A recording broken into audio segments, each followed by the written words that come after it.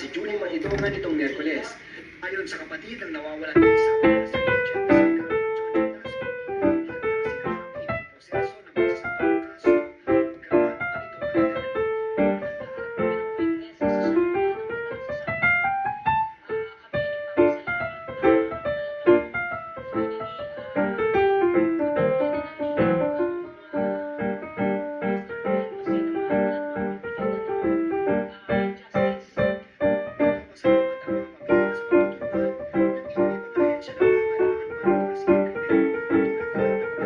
sa Bal Lake kung saan sinasabing dinadakpan ang mga pinatay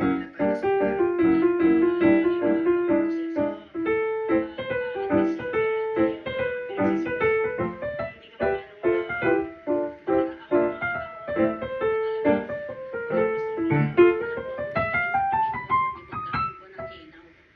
Sa panayam sa media, sinabi ni Mahidongan na inihahandaan niya na ang pagsumpang salaysay na isusumite sa National Police Commission kaugnay ng pagkakasangkot ng pamilya Umar sa krimen na tinihanan ng umaw ng mga biktima ng magkakapatid. Ipinangunahan din ng pulis na pangyayari na ang sinumpang salaysay ng whistleblower. Medyo matagal pa yung